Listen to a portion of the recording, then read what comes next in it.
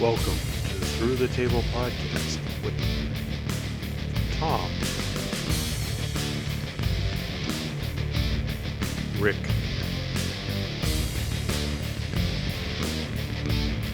Russ, JL, and Brian.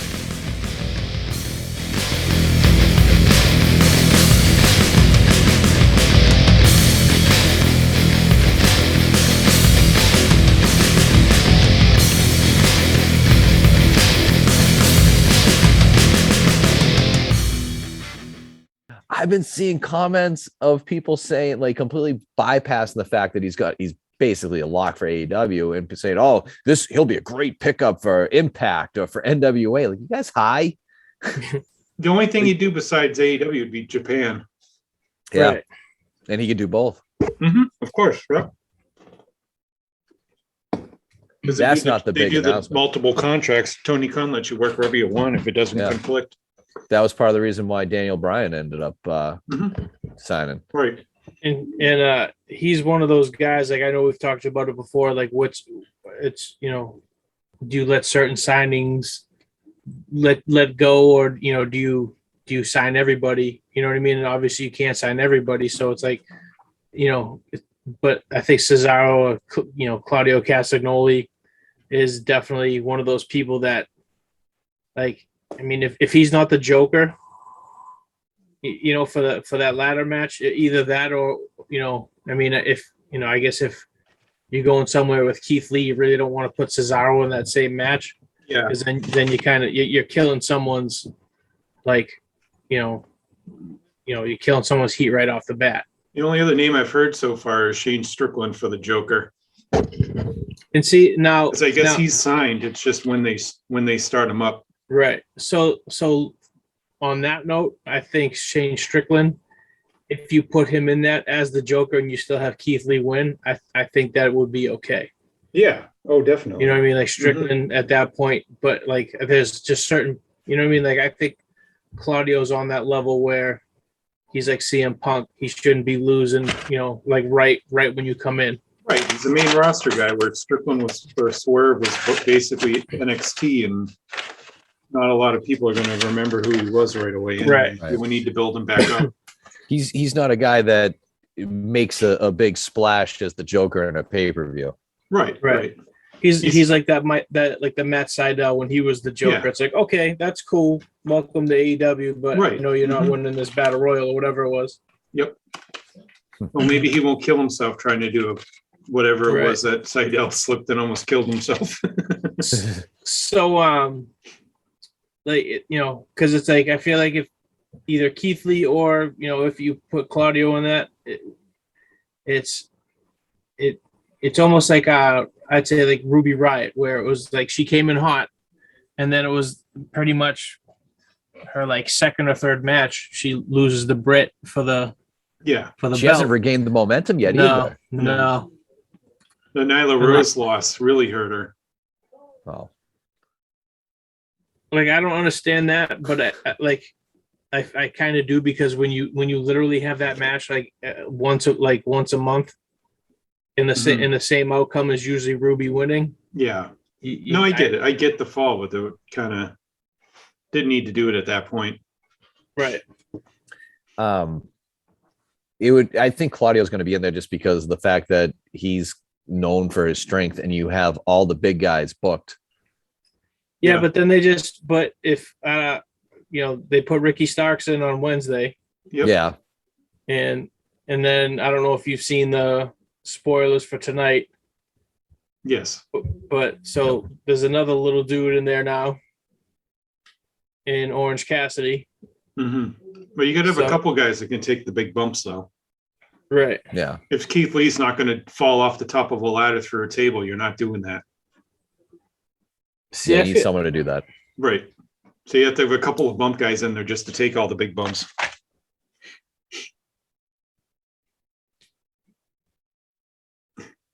I'm trying to think. I don't know. I think I don't know where you would debut Claudio. if you don't have him as the Joker, because I feel like he definitely needs to come out on the pay-per-view. If he probably will if he's signed. I don't know where they'll put him, but he'll show up at it. Yeah, they always like to have at least one guy debut at the pay-per-view. It seems like they could do it in a way where they did Cole and Danielson at the end. Like you have your main event, and then they just pop out. Like he pops out at the end. I would like to see him in two different spots though.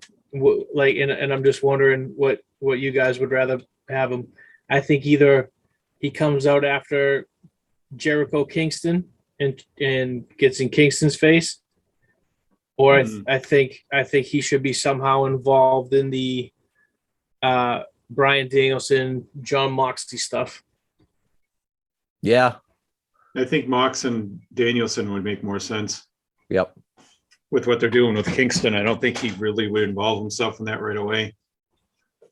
Yeah, and I think they want to give Kingston a chance to shine with this one. Right. That's true too.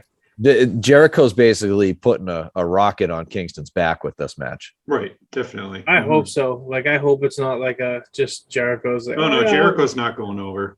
No, you already know it. That was a great Wednesday night, by the way. Good show. Great promo night. That was the Kingston Jericho stuff was fantastic, and the fact that like I've seen people complain that they were douching on the WWE. You're in Bridgeport, you have to. You can't ignore the obvious though. WWE does that way too much. Yeah, you're 10 miles from Stamford. You have to. Right. You have to take some shots there. Plus, Kingston comes out and says, I'm here to fight. This is like you're a sports entertainer. This is sports entertainment right now. This isn't wrestling. I mean, that he was right. Right. Exactly. Nothing he said was wrong. No. So I thought it might be too honest to a point. I thought that whole thing, I'm actually pissed at the pay-per-views next week because that made me ready for it now. That promo made me ready for that match. Now, the Punk MJF promo, there's one that you got to wait another week for a little bit more payoff. Right. And that's what that was for. Yeah. And that was... This is a many ways they can go with that. Man, did they turn something that to me was already interesting and entertaining and, something I was looking forward to. I don't know how they took that and made it even more interesting, but they did. And it was different. Oh yeah, it was very different. And honestly, and I know you guys like, I'm sure like you guys. I wonder what Rick thinks of this. The Rick the hatred train's moving the other way a little bit. Every week, it a little bit more, just a little. And honestly, I have to say that was probably the best thing I've ever heard from him. With 100%. During it, I was gonna message in the chat, but I was like, no, I'm gonna let this one go. I'm just gonna let's see. But the whole time, I'm like, there's no way Rick could hate this. No, there isn't. There wasn't one. I was just like, okay. The only thing I didn't like it. It's funny because it's not even MJF. It was the whole like when Punk came out afterwards. He's like, "Is it true? Is it true?" Like, I don't know. To me, it was just like, okay, whatever. You know what I mean? Like, I don't think you needed to go that far. Like, I feel like if Punk didn't come out, it would have had the same. You know what I mean? Like the same impact. It still would have been fine. It still would have been really good. But I don't know. I thought it was just him just being like, is that true? It's like, obviously, I mean, this is definitely like, it was a fantastic promo, and it's, I'm sure it's setting up like for him to do some douchebag, thing somewhere down the line that's going to completely nullify all that. You know what I mean? Because that's like how I see it. Like, I don't think MJF as a face is ever like going to be a thing. You know what I mean? So it's just, I definitely think he's just gonna, at some point, just pull out like the douche card real hard and just like lean into it. So I agree with you, but I also, the Punk part of it, I felt that was like a bridge to the next part of the story. So and obviously this is going to be a huge swerve, and the whole purpose is to take Punk out of his game. That's what that just set up. So maybe it wasn't 100% needed, and I agree with that. But I think that as this coming Wednesday unfolds, then you're going to look at that and say, okay, yep, that's why we did that. But what I'm loving about this is, and again, you just see these idiots, these fanboys just commenting constantly on stuff. Oh, AEW doesn't have original storylines. Well, here you go. No one's done this before. Nope. This is beautiful. And there's some realism in that. He had real emotion. There were real tears coming out of his eyes and stuff. Like that's hard to fake. Right. And how could you take probably their biggest heel other than Adam Cole? He's probably their biggest heel. And in one promo, a complete out of character, turn him babyface storyline wise. Right. But with that truth in his story, I mean, I haven't seen much like this before. It's brilliant. Absolutely brilliant. I wish Russ was on. I would love to get his take on it. Well, he'll be coming on at some point. And I do have to point out, not one mention of blowjobs, abortion, any other MJF, like whatever, you know what I mean? And it was fantastic. His last few promos have been that way. He hasn't gone too extreme in the last 3 or 4 that he's done. And I feel like it's working with Punk. I feel like, whether it's Punk, I know Jericho has mentioned stuff before where it's, it's like you don't have to go too far. You know what I mean? Like you can dial it back and still be fantastic. And I do, and I feel like, there's some stuff that, he has hit some edgy stuff on Punk, but it's not, it's nothing. Yeah, it's not just egregiously just like tasteless for just for the sake of being tasteless. Right. Yeah, I've noticed that in the last few weeks he's done that. It's been exciting. It's been really this program it's fantastic, and it should have a really good payoff. For sure. I mean, they haven't announced a lot of matches. We got 5 matches for the pay-per-view so far. I think more than that, right? I mean, we've got more structure to this than most WWE pay-per-views a week out. But I mean, to me, I don't know if there's that many that have been announced yet, but what they have announced, I'm like extremely excited for. But there's maybe 5. The ladder match, that the tag title match, there's still one more team to be Punk decided. MJF, Page and Cole, and then there's Kingston 9. And Jericho. I have and 9. Thunder Rosa, Britt Baker. Britt Baker, right? Yeah. So Hangman Cole. Yeah. Britt, Thunder Rosa, CM Punk and MJF, Bryan Danielson, Moxley. Right. Chris Jericho, Eddie Kingston, the Tornado 6-man. What is it? Andrade, Matt Hardy, and Isaiah Cassidy versus Sting, Sammy Guevara, and Darby Allin. When did they announce that one? Last night, Wednesday rather. I must have missed that. Yeah. Can we all agree at this point that Andrade is a one of those that might have been a legitimate release, like a justifiable release? Yep. There's nothing about it. I was excited when he signed with AEW because I was thinking this guy's a good worker. This is going to be his time to shine. It's going to be like NXT where he's going to be interesting. He's going to be exciting. Wow, what a dud. Huge dud. Absolute dud. Oh my God, the Joker's probably going to be Miro. No, it's always somebody new. Miro's supposed to get a qualifying match in the next week from what I've been hearing. Okay. He's supposed to be in it. But yeah, Andrade's just been a huge dud. Yeah.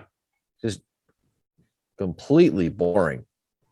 And to the point where I feel like he's hurting his own stock. So, even when doesn't have his contract renewed, where is he going to go? I mean, go back to Mexico or Japan. He's been back with AAA for a while, so he's got a spot there no matter what. He could go to MLW or NWA and be fine. He could go to Impact. He'd probably do better there. He should ask for his release. Seriously. I I read something on Twitter where it was like some anti AEW pro WWE account where it was like, like at Danger Russ.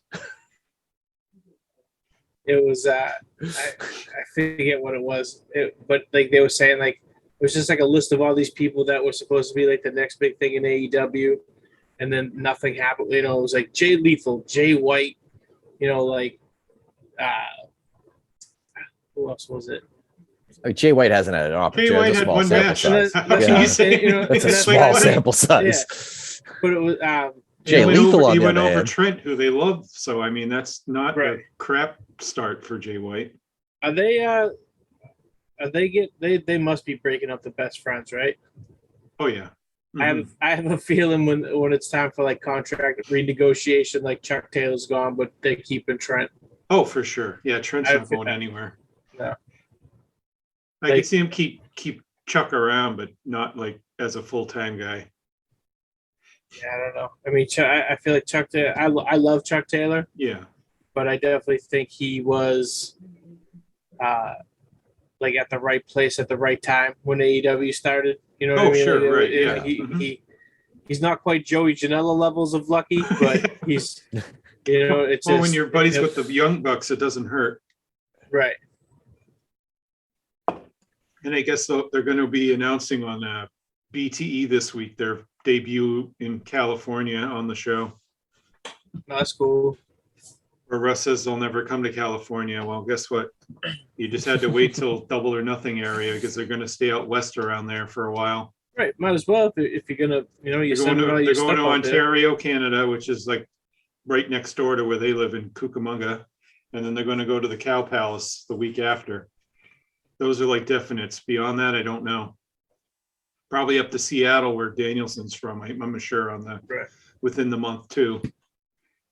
Maybe Phoenix. Phoenix is. I could see somewhere in that area. Yeah, a lot of arenas there too in Phoenix. I don't think they would go to the big one, but they could go maybe Tucson or maybe I don't know what's smaller. There's like a casino one there somewhere. They've got a casino. There's an arena, so they got the place in Glendale that the Coyotes play at for now. That's huge. Though. That's like 18,000.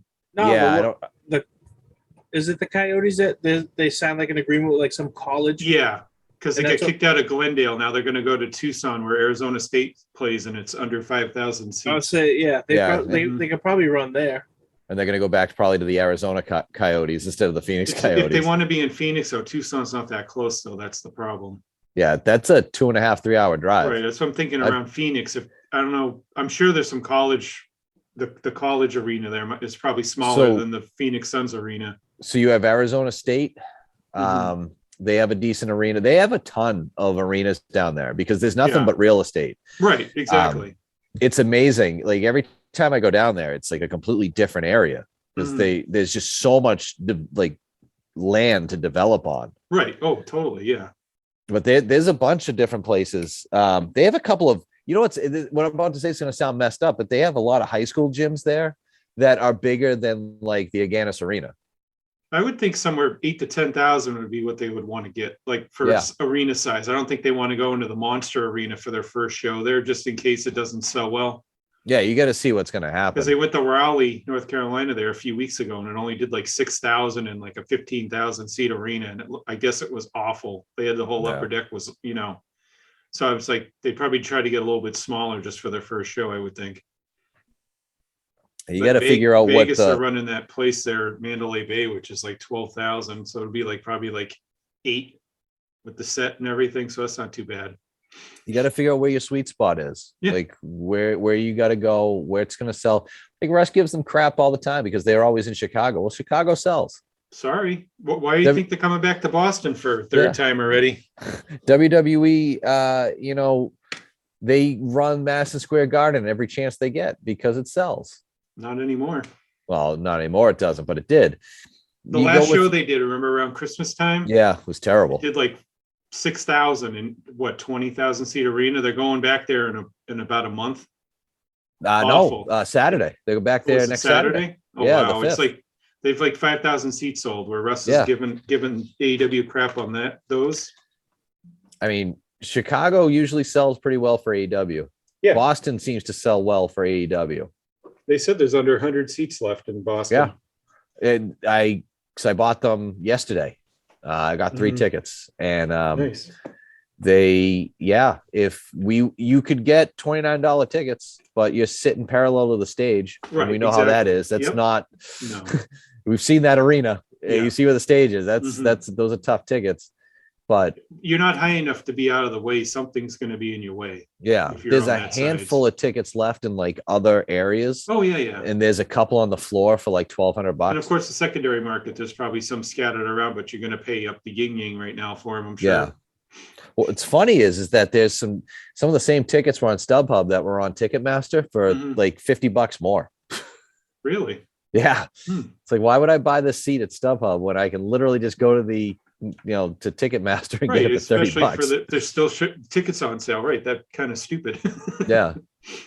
If it was sold out, I could understand that. Yeah. But I'm looking forward to that. That was a good show when we went. So this time I know to eat prior. Yes, definitely eat prior. For sure. And again, that's not an AEW issue. Unless you just want a bag of chips that you have to walk around the arena 8 times to find. Your buddy's not going to be there, so I won't have anyone to do that. He might be. I can't. I have to work now. So he just randomly shows up with chips. I saw you. These are for you. That's your friend. That's Brian's friend that went last time. Here you go. Well, he lives in the area. He'll probably go.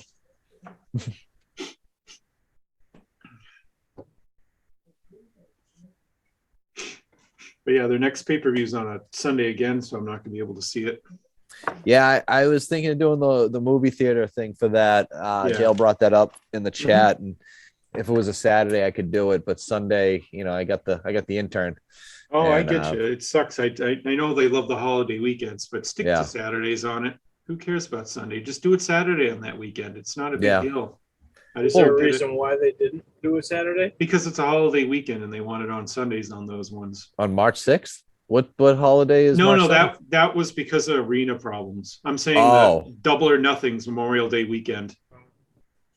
Well, that one, I might. No, I don't know. The only reason Revolution isn't on a Saturday is because the WWE or something was going on at the arena they wanted, and WWE wasn't going to let them work a show or something there. So the only place they could find was UCF Arena, and they had something on Saturday.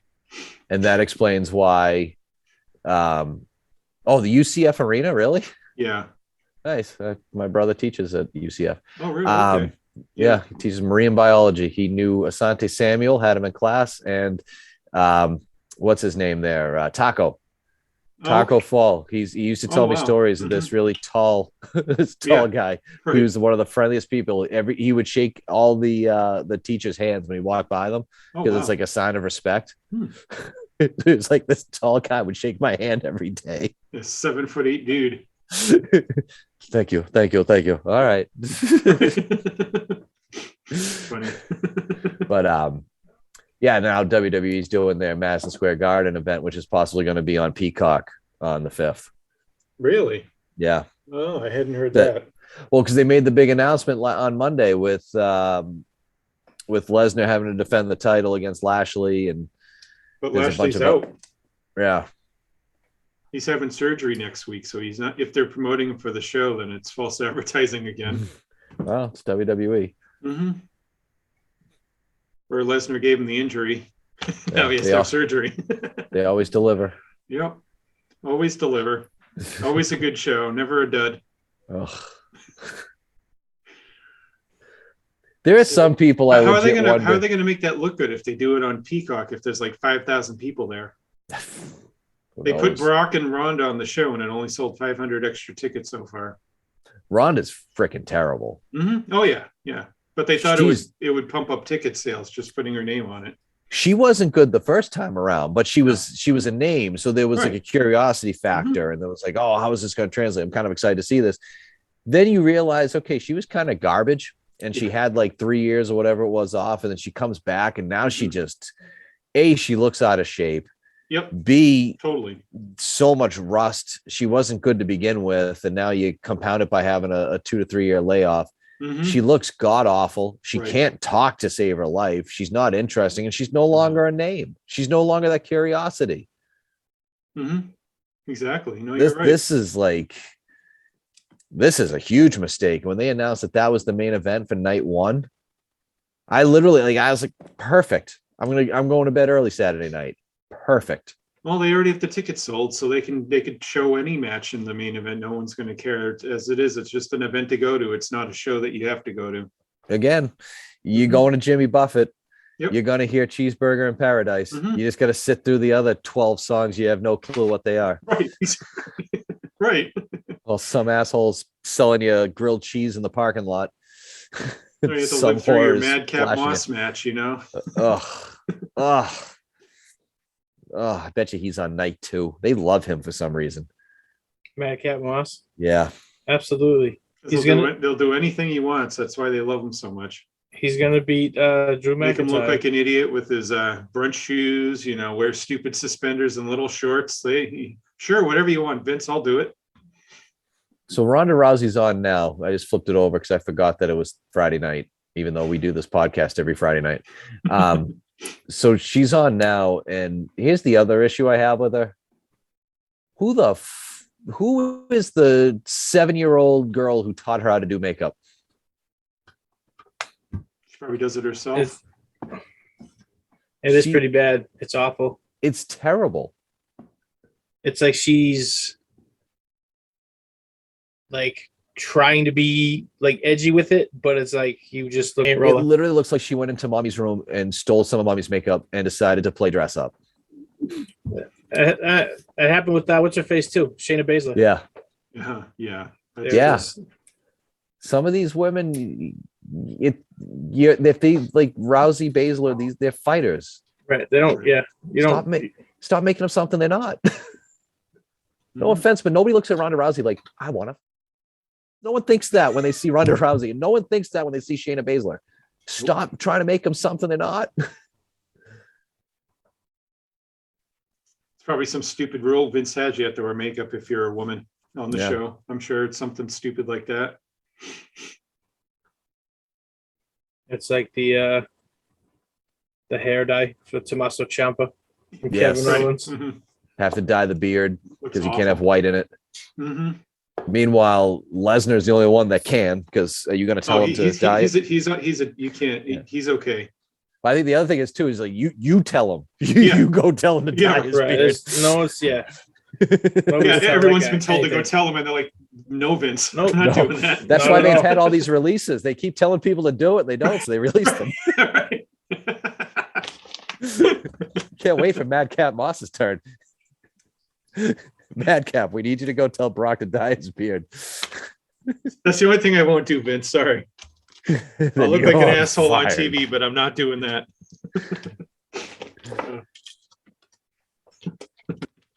Oh, they're really trying to force feed this women's title match on us, huh? Oh yeah.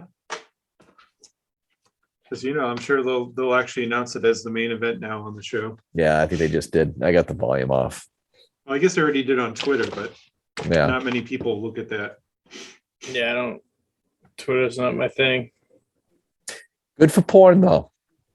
Be 100% honest with you. You get about a 2-minute and 20-second video clip, and then you just keep scrolling. Oh, there's part 2 of it. Oh, there's part 3. It's fantastic.